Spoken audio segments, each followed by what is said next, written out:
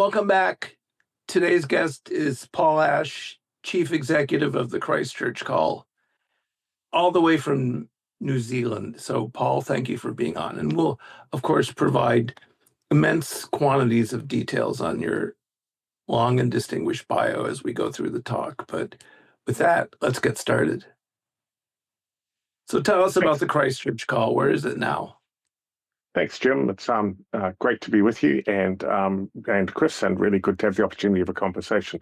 Where are we at with the Christchurch Call? The Christchurch Call is now 6 years into its work. So we started in May 2019 with the launch of the call. And 6 years on, we've got a growing community of 56 countries, 19 tech firms, about 40 civil society organizations, and about a dozen partner organizations.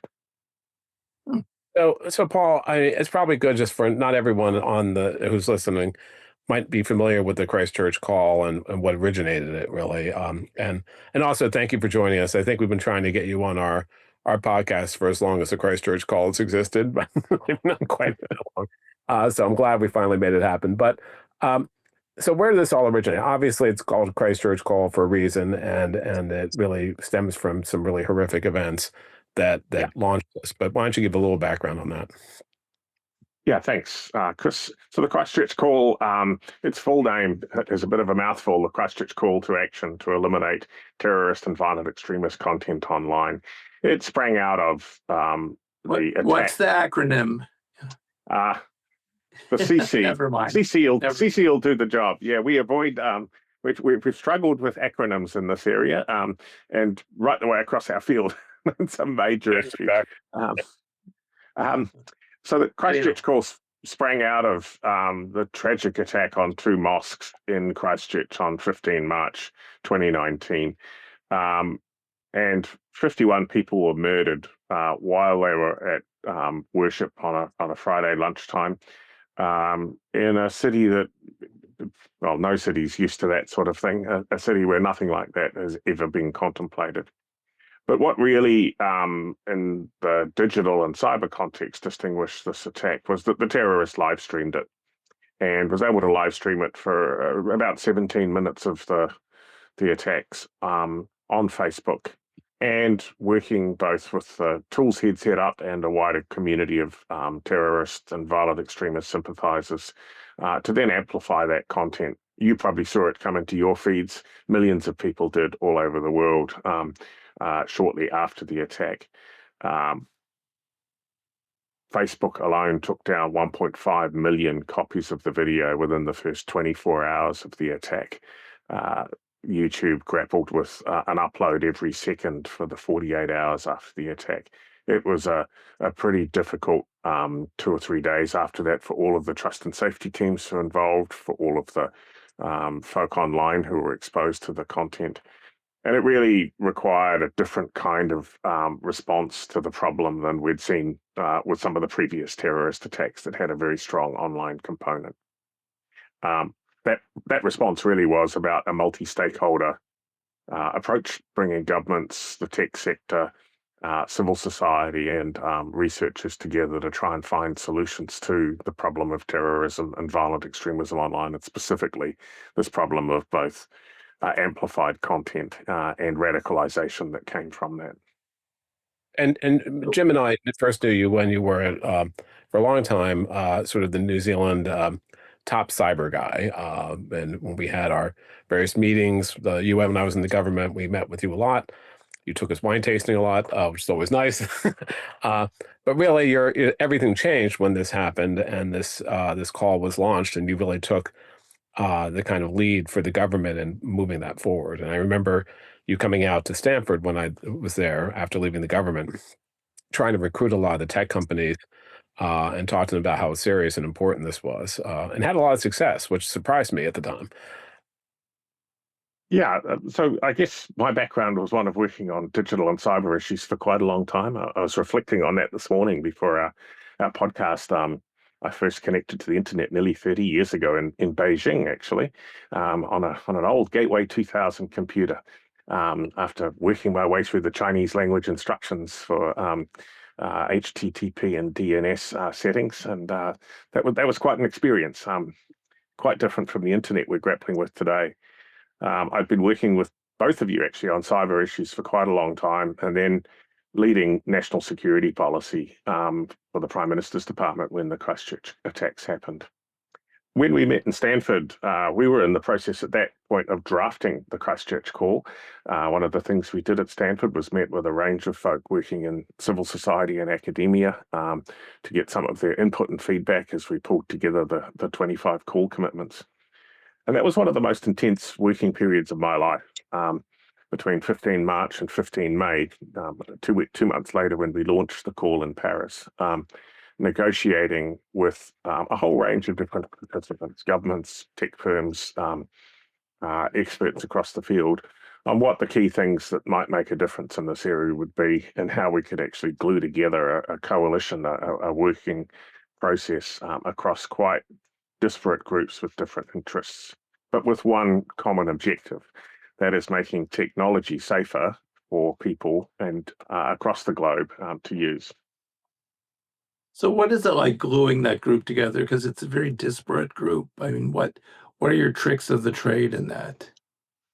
I think the first thing is that we agreed on a set of actions, commitments in the Christchurch Call. And while they are voluntary commitments, I think one of the things about that type of commitment is flipping the word order, really. They're commitments voluntarily entered into. And that gives them some real power. Everybody involved has played a part in putting those commitments together. And our job now, as the Christchurch Call Foundation, recently established, is to support that community to take the work forward. What's the secret to that? I think in the instance, in the situations we worked with, the events at Christchurch was so shocking. And the impact they had so widespread that all of those involved really paused for a moment and thought hard about whether there was an opportunity to do something better. The second piece in this was that while we had strong views on the fact that this should not have been able to happen, we took an approach that said governments can't solve this on their own, tech firms aren't able to solve them on their own, and both of those groups need input from experts across the field as they try to find ways to move forward and create a safer environment. And we've continued that ever since. I guess working together across all the different sectors. I guess the last piece there was that this was an issue that was of such prominence and remains so, that leaders right the way across those organisations were galvanised, heads of government, heads of tech firms, heads of civil society organisations. And we've sustained that leader level commitment over the last 6 years and intend to continue doing so. Terrorist and violent extremist content online isn't just something that harms individual users or radicalizes people to violence. It's an issue with huge societal consequences, and one that's also a national security issue for governments across the world. And I think that latter piece is sometimes forgotten, but is critically important. Is that what you attribute? I mean, it's interesting. I mean, it's understandable you get that level of acceptance in the beginning, and especially because your leader, New Zealand's Prime Minister at the time, was really advocating for this, was really taking a leadership role, which I think was crucial in the beginning of the call to get especially other countries to sign up. But it's hard to maintain that level, even this is just a horrible event, that level of commitment past the first year. I mean, we've all been parts of initiatives that have been great in the beginning, and then people lose interest and they see other things, and the next bright shiny object, or different leadership changes. How have you been able to keep that kind of momentum going over this period of time and really build on it? It's a great question, and it's one of the perennial challenges, I think, for any effort in digital or online safety. I think focusing first on getting agreement on a set of practical actions that could be taken and getting those written down and committed to was critical, because it means we can always go back to those. They still remain important. There are some we've made a lot of progress on. There are others that we really need to do a bit more work to scratch the scratch the surface of them and then make some more progress on them. So I think having that set of commitments really counts. I think having senior level engagement right throughout has been important. So you're right, Prime Minister Ardern really drove this. She did it in partnership with President Macron of France. And those two remain very closely involved. France is a co-founder of the call and works right alongside us to this day. They worked with their colleagues and peers, and I think continue to do so. We certainly still see a high level of engagement from President Macron and a range of other leaders in the work. I guess the other piece is that they operated in a slightly different way than sometimes you see after an incident of this sort, where politically, I think the challenge is to direct a level of deep concern and in some instances righteous anger about what's been able to happen online into a set of constructive outcomes. And leaping from one to the other isn't always straightforward in the political realm. It's much easier at times for leaders, political leaders and tech leaders to stand off and point fingers than it is to get in a room around a table and have a reasonably deep conversation, including with civil society folk at the table, around practical steps that can be done to take the work forward. And we've really focused on that, making sure that those conversations happen and that we then follow through on the practical steps. And that's certainly where we are at the moment. We've got a long list of instructions that leaders have given us over the time the call has been running. We've prioritized that list into 4 or 5 key areas of work, and we've further prioritized that into 2 or 3 that we're really diving into at the moment to see if we can make traction on them with 3 or 4 particular programmatic activities we've got. I think part of the key for sustaining action is to make sure that those specific actions are then followed up on and brought back to leaders for further reflection on what the next steps are. And so go ahead. Sorry. For us, continuing to do that in a multi-stakeholder fashion is critically important. One where we can set some standards for participation and then make sure everyone has a place at the table. But that's what I was going to ask you about, because the Christchurch Call is non-regulatory, and you see a lot of people now pushing for regulation, certainly when it comes to children, and it's multi-stakeholder, which that gets less concern now, but people question whether it's effective. But what do you think, now that you've had 6 years of experience, what do you think about the non-regulatory approach? And at some point, we'll need to talk about new issues like sovereignty and AI and how that affects it. How's the non-regulatory? I'm not sure what the alternative is. If you can think of it, please say so. How's the non-regulatory approach going? So I think the Christchurch Call is a mixed approach in terms of regulation. There is a provision in the Christchurch Call. One of the commitments there talks about the importance of governments regulating. It talks about 3 or 4 things governments can specifically do, but regulation is absolutely one of those. So it's not a either or, but a both and approach that we've taken to regulation. And I guess some of that reflects some of the models we've used here in New Zealand and elsewhere around what regulation actually is. It's not always black letter law. There's a range of different tools in the government toolkit, and statute is one of them. But any regulatory framework that works will involve a whole range of other tools as well.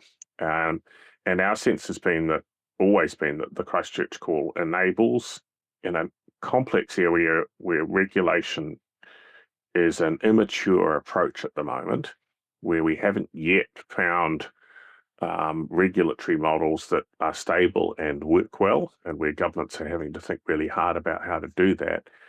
It's an approach that enables collaboration and multi-stakeholder work to try and do as much of the heavy lifting as possible before regulation is needed. That's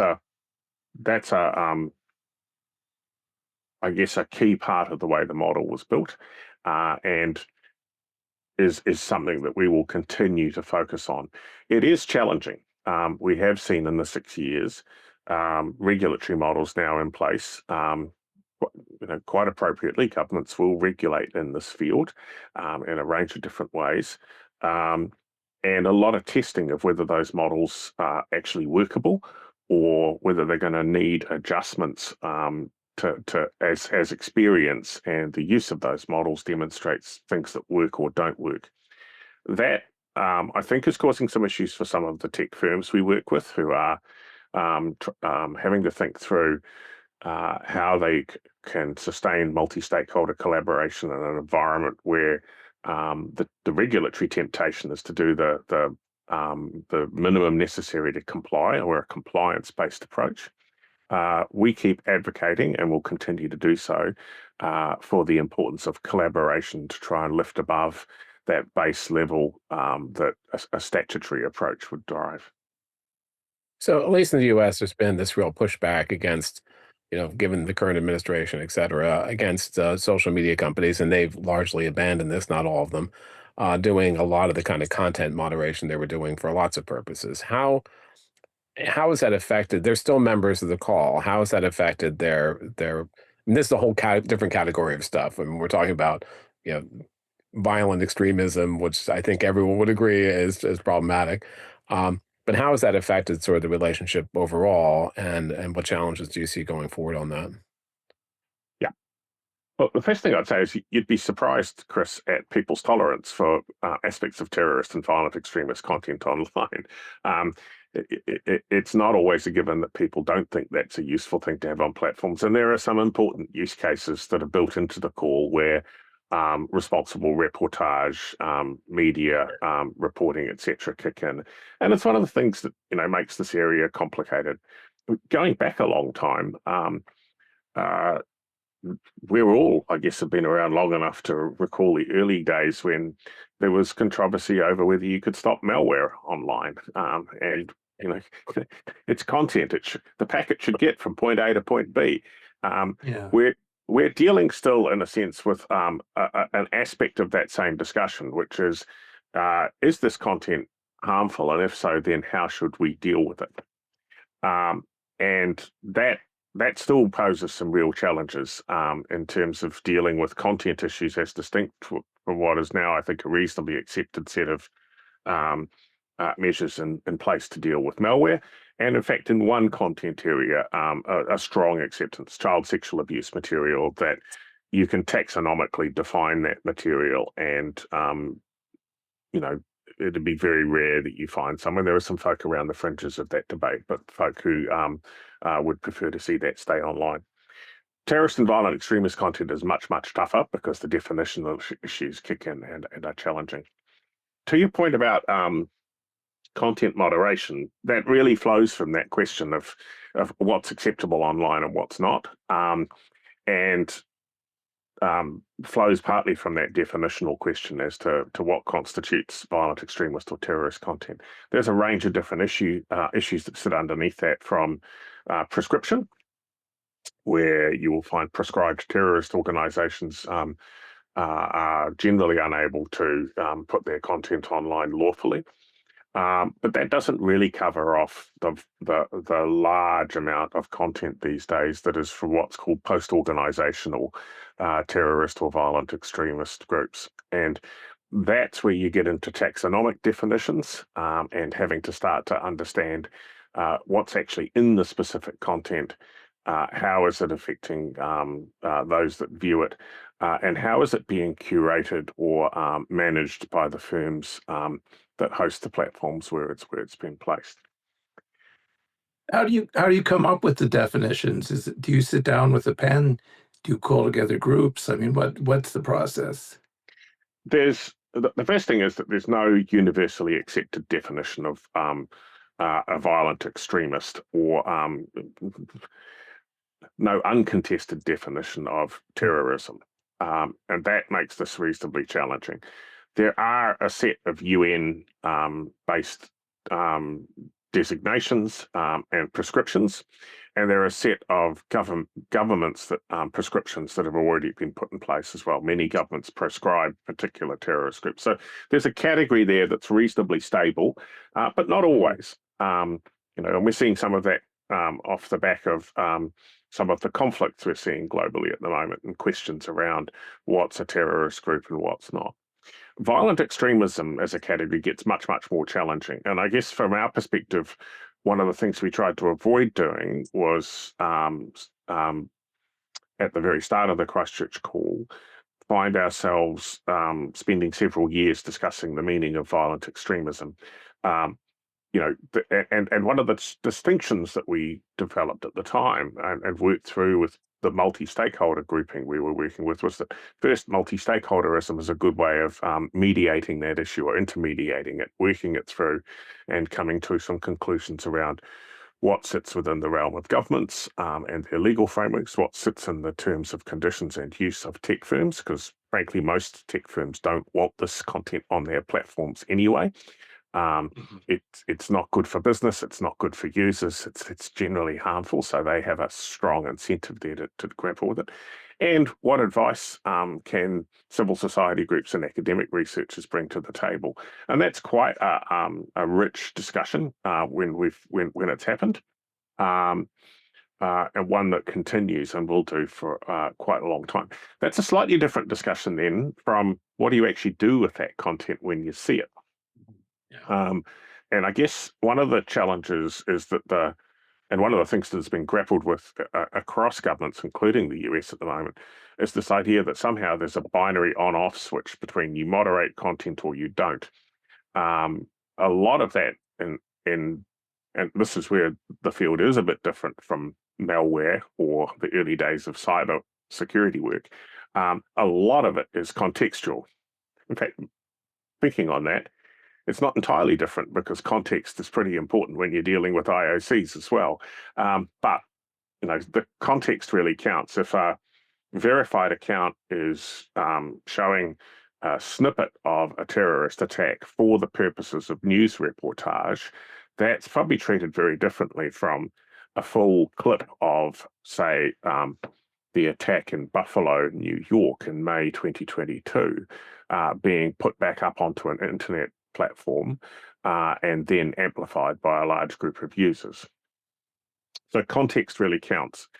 There are other tools as well that platforms and governments and others use for grappling with that content, ranging from putting friction into the system so that it doesn't, it's not simple for users to always access it, putting interstitials over the top of it, just not amplifying it or downranking it is another of the techniques that are used, providing accompanying support for users who come across that content.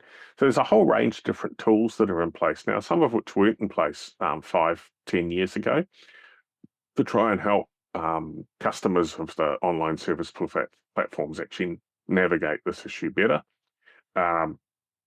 It really is as a challenging problem, one that needs a range of different solutions to try and deal with. And it's not, one of the bits of advice that cropped up right at the beginning of this issue was that all we needed, and I won't attribute to where it came from, but all we needed was a short, simple UN treaty to fix this. Yeah. And, we all know that that's rather an oxymoron. And although to give them credit, the Russians are still trying. I mean, by golly, they have not. It's been almost 20 years and they haven't given up. No, it's actually been almost 30 years and they haven't given up. But I mean, it's an interesting point. I mean, we all know, and especially Paul, that in the UN context, when you talk about terrorism, that is a sort of a hot button word because there are certain countries like Russia that define terrorism very much differently than the US or New Zealand and others. And so that I don't even think there's an official UN. There wasn't a while ago. I don't think there is a definition of terrorism there because no one can agree on it. And that certainly makes anything in the UN very difficult. And I think the Christchurch Call, one of the things I thought, not just the multi-stakeholder aspect of it, but that it was, to use a hackneyed phrase, the kind of coalition of the willing of countries who were dedicated to this so you could make more progress. Yeah. one of the reasons we took this approach was precisely because we could see that something needed to be done about the problem. It was a serious issue that we also needed, as we did so, to ensure that the international human rights acquis was upheld and the principles of a free, open and secure internet were upheld. And you'll find both of those embedded in the preamble of the Christchurch Call. Sometimes people just look at the 25 commitments and go, well, we'll do those things. The call needs to be read as a whole, and the paragraphs at the beginning set out that all actions under the Christchurch Call must be consistent with international human rights law and those principles of a free, open and secure internet. And that's what was so remarkable. You got this group together because you had the corporate, the provider interest on one side, and maybe why I was a little skeptical back in Stanford. And you have the civil society interests who are all over the map, but often were afraid of, they certainly agreed with your mission, but were afraid of the tools that might be used to accomplish your mission. And getting that group together, I think, still to this day seems remarkable to me. But you don't have this problem with there's really only two places with big social media networks: the U.S. and China. And I assume you don't have problems with the Chinese on controlling content. Not that you've sought their help. I mean, China is not a call supporter, and we don't at present have any Chinese social media platforms in the call. Not even TikTok. Yeah.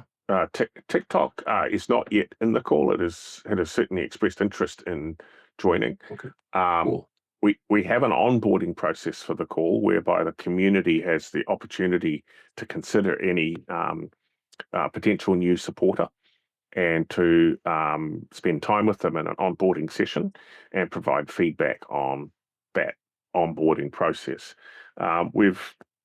We've been quite careful as we've worked with potential new call supporters or partners to ensure that those are successful processes. And we have had some applications from folk or from governments or companies where we're not sure that they're going to make their way through that process successfully. And we've had some pretty tough conversations as we've done so. None of that's perfect, right? We're not the UN. We're not a treaty. The Christchurch Call is around bringing willing participants together to collaborate on trying to solve a problem and bring the best that they all have to offer to the table to do that. That requires quite a bit of discussion, and sometimes, to your point, Chris, it can be slower and more contentious than some other ways of working.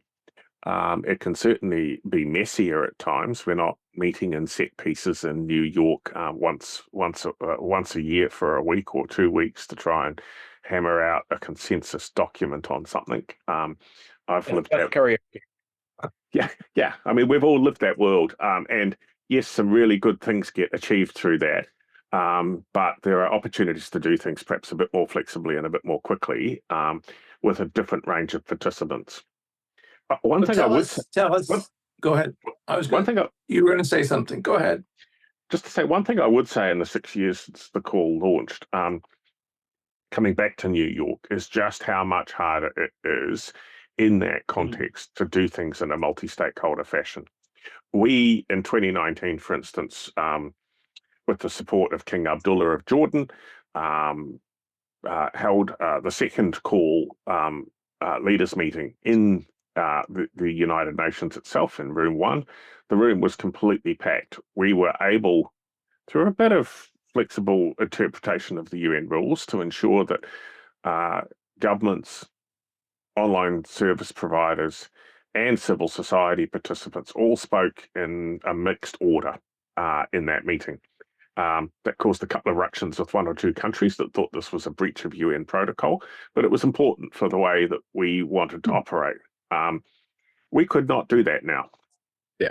Even if we wanted to, we would find there were member states who blocked that happening because the constraints and strictures upon multi-stakeholder working methods have become that much tighter. Now, that's happening at the same time as the Global Digital Compact and other things have been developed, and they have their own models. But it does speak to, I guess, some of the challenges that we're seeing at the moment around digital policy and technology policy more broadly in a multilateral context. Certainly true in the OEWG, where the stakeholder involvement has been problematic, and the newly launched global mechanism doesn't cure that. The one country can veto, and you can guess what country that usually is. But I think it's useful to kind of turn to the future now. I mean, one of the things that just happened recently, you said, and we talked about this a lot before it happened, you and I, because you know, from the experience of like the Global Forum on Cyber Expertise, which was spun off to a independent foundation from a government-sponsored thing, which is what happens to you. So that's a whole new world in a way. You don't have necessarily the cover of having the government leading anymore, but you're now, I think, more a fair dealer with all your different members as an independent foundation. But that's been about a year now, is that right? Yeah. So just going back a bit, in 2023, we recognized that two or three things were happening. First, it was becoming increasingly difficult operating out of a government department in New Zealand to both sustain the resourcing and operate flexibly in the way we needed to support a multi-stakeholder community. The Christchurch Call community had grown to the point where it needed a different structure. So we went to our summit that year and with a proposal for a more resilient secretariat structure and ended up implementing that. At the same time, we've seen some political change, and that meant we had to move reasonably quickly to do that. And by 1 July last year, we had stood up the Christchurch Call Foundation. The distinction I might make here is that the Christchurch Call itself has not changed. The 25 commitments are still there. The community is the same as it was. What has changed is the support structure for driving that. And I think that's much the same as you've been through with the Global Forum on Cyber Expertise. The other, that's probably one of two analogs for what we have done. The other being We Protect Global Alliance, which has also been incubated in government and now has a secretariat and a support structure that drives it outside of a government. We still enjoy a high degree of that level of political support and country support. The team from France that was previously part of our secretariat team is still embedded into the work we do as a foundation that works alongside us. I guess, though, the key thing now is we are much more able to work flexibly. We don't have a 25% overhead of Official Information Act requests that we were dealing with in New Zealand from folk who were worried for one reason or another about what we were working on. And we can, to your point, reflect a much wider group of interests. Our staff now is international. We have people based in Brussels, in Stockholm, in Juneau, Alaska, of all places at the moment, which is great. Although today's not a great day in Juneau, Alaska, from the look of things. Boston, Toronto. Our really small team is a very dispersed team, and that I think is really going to help us working across our membership in a much more constructive manner than just the constraints of time zones and distance placed on us here in New Zealand. So what advice would you give then, based on that experience, to the UN as they try and set up this mechanism? It has this long title, Mechanism for This and That, and all that grew out of it's one of the results of the OEWG, and it's not the same thing at all, but what advice would you give them? Somebody's going to have to take this on to make it work. Yeah, I guess a couple of things. First, making sure that the team that's driving this have both a mix of subject matter expertise, diplomatic skills, and a real open-mindedness to involving a disparate range of players in the work is critically important. And there are some great people in the UN system that I think hit most of those markers. The challenge for them will be much the same one as any team working in, say, an individual government would be, is that there's an enormous amount of process and bureaucracy and structure to try and wade through to get things done. I guess if I were advising a group on how to do that, going back to what we've seen with the Christchurch Call and a couple of other initiatives I've been involved in. I'd probably be encouraging the placement of that structure at arm's length from the bureaucratic centre, if I could put it that way, as early as possible, so that it has that flex. Okay. We can't do one of these episodes without mentioning the magic words artificial intelligence. So Yeah. how has this changed your life? You mean a work? Deep fake videos have been around for a while, and yeah, I don't know, do you worry about it? Do you look at algorithms? What do you do? Yeah, hugely. We were working on algorithmic amplification, for instance, from day one. If you look at the core commitments, there are specific commitments embedded in there around providing independent access to understand how things like algorithmic confinement can drive users towards more harmful content or radicalize users. And the flip side of that is that there are commitments in the call committing governments to work on some of the issues of social cohesion and the issues that I guess leave people feeling alienated from the societies they're in, or feeling frustrated that their views aren't represented. And that's part of the bargain at the core of the Christchurch Call. This isn't just a problem for tech firms. It's a problem for governments and tech firms and experts working in the field. On AI, since 2019, there have been huge developments, obviously, and we have a work program amongst our 4 or 5 work programs. We have one on new technology and terrorist and violent extremist content. And really, the work that's been done there is broken into three areas. The impacts of AI, new AI tools, so large language models in particular, and generative AI. The role of immersives and immersive technologies. And while I'm not a great user of headsets, I am hearing impaired, and these days have the most extraordinary AI-powered hearing aids, which in their own way are immersive. And in a very small way, I feel the impact of that when they decide to remind me of things at inopportune moments or set off sound in my ears. One of the big issues, I slightly digress there as an older user, but one of the big issues there is that for young folk, particularly using immersives, there is some quite challenging research around some of the impacts on psychological impacts on teenagers in particular, and on the way that content can sometimes be hacked to shape the way people think. And immersives is a field coupled with AI where we do need to do a bit more research on some of those issues.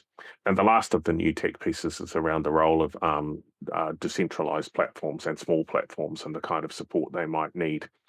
The AI issue at the moment goes, as always with technology, we're in Kranzberg's laws at this point. It's neither good nor bad, but it sure isn't neutral either.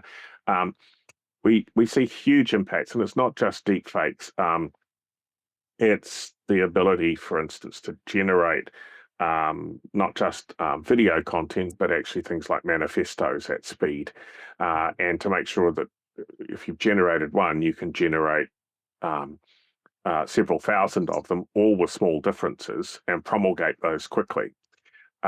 It's those sorts of issues, and in that sense, it's not different from the economics of malware, where if you generate a new malware class, you adapt and shape that relatively quickly and push it out. Are the big companies members, the big AI companies, are they interested? I mean, some of them already are because of their social networks but are they cooperating with you? I mean, what's the deal there? Yeah, we've been pleased to see them interested in this issue. So OpenAI has joined the Christchurch Call in 2023. Anthropic joined in 2023. So we have as supporters AI companies, because we've gone to them and said, hey, there's a safety issue here that's important for you. We want to provide a forum to both explore that and see how we can push that out. So there are some, terrorist and violent extremist groups are pretty quick to exploit new technologies, and we can see that happening. We know that trust and safety teams in the big firms are grappling with that, and we know that the ability to manage that in nascent or emergent technologies is variable and quite, the LLMs are a great example where tech firms have put in a range of stops or controls to try and deal with this issue, and are having to deal at times with quite surprising outcomes that they didn't anticipate, and with the models acting in ways that they hadn't always predicted. So there's some challenges in this area. The flip side of that is that those same tools actually offer some really good opportunities to change up the game in terms of how people are kept safe online.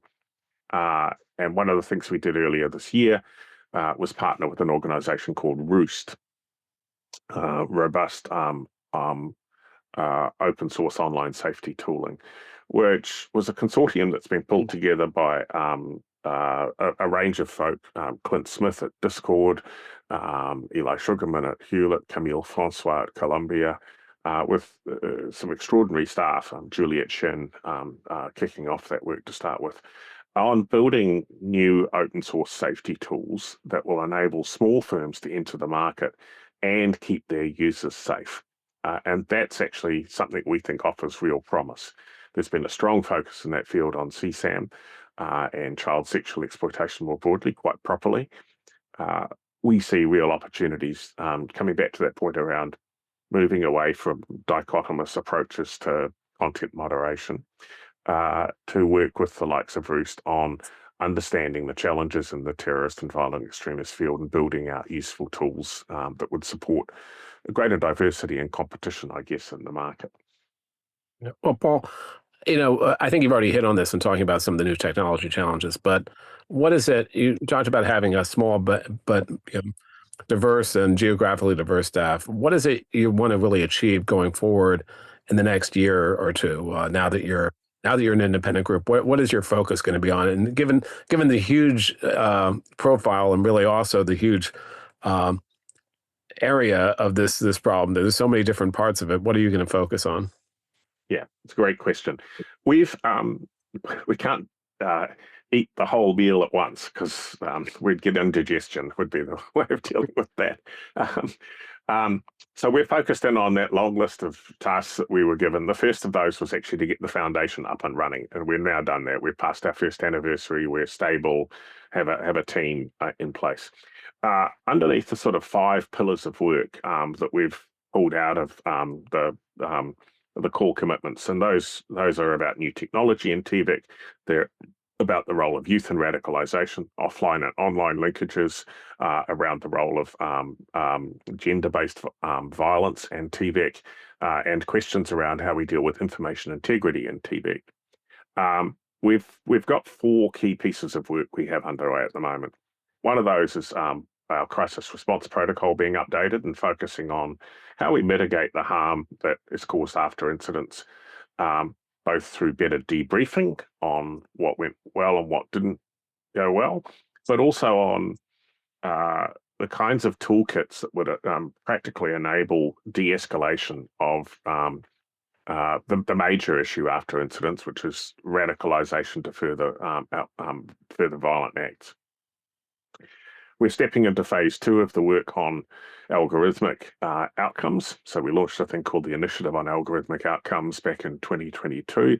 We've completed phase 1 of that, working with LinkedIn, with Daily Motion, and with Twitter as it was then, on understanding the way using privacy-enhancing technologies to enable researchers to understand user journeys by anonymizing them, but also looking at the way algorithmic confinement can sometimes actually drive users through a stage where they start with innocuous content and end up in front of really harmful content, sometimes by outlinking, by being driven off a platform with good safety tools and into one that just doesn't have them. On that note, go ahead. On that note, are you getting dragged back into the end-to-end encryption debate, which the Brits are looking at now and some others? And we've dodged some of the hard questions, but given your past experience, Telegram, Signal, end-to-end is a boon to some of the uses you might want to constrain. So how do you deal with it? There are some efforts to bring us back into that. Can you remind me to come back to that in a minute? I'll just run through a couple of the other things we're finishing. Just think E to E. Yeah, I'll do that. Finish your thought. One of the great joys of stepping out of government is I don't have to wake up in the morning and think E to E first off. But the initiative on algorithmic outcomes is a key piece of work for us. We're about to look at how that might step its way out into phase 2 and 3 with an ethics framework, governance framework, and some use case and applications. We've launched the partnership with Roost, and we're looking on building that out over the next year or so to look at safety tooling for small firms. And we're working at the moment on a consortium working on the challenge of radicalization pathways for young people, particularly those driven out of misogyny or misogynistic content. It's not the case that everybody that holds a misogynistic perspective is a violent extremist, not at all. But it is pretty much the case that when you look at a terrorist or violent extremist ideology, there's almost always a misogynistic underpinning to that. And there's a good, solid evidence base now that shows for many, many users who've been radicalized to violence, misogyny's played quite a significant part in that. So there's work we have underway on that at the moment as well, with a grouping of other organizations that work in the field. Some of whom, to your earlier point, Jim, really do focus on the question of messaging and radicalization in message groups and encrypted message groups. Those are sort of the 4 key areas that we've got programmatic activity underway at the moment.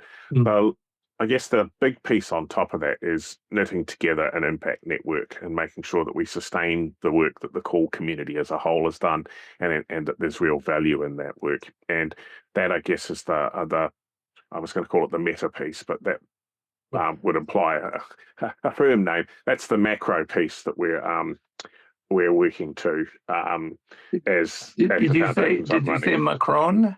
No. Did you say Macron? Close, the macro piece, but there's an N missing there.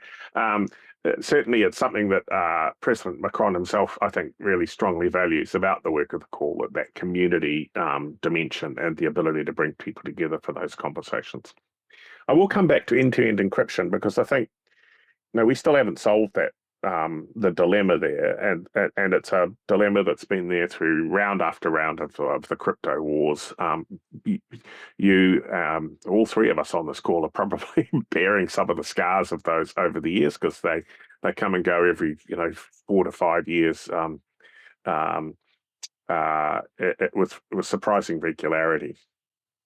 You're absolutely right, Jim. There are many of the groups, or and I wouldn't even call some of them groups, actually, loosely knit post-organizational radicalization networks we grapple with operate using encrypted messaging systems.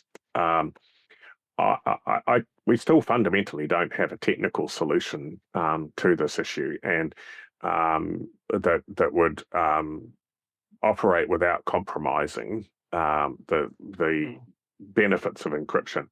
What we do have, though, I think there are some pathways forward where we've got 2 or 3 trends here, I think, that are happening. One of them, and I think there are firms working quite hard on this at the moment, is messaging interoperability.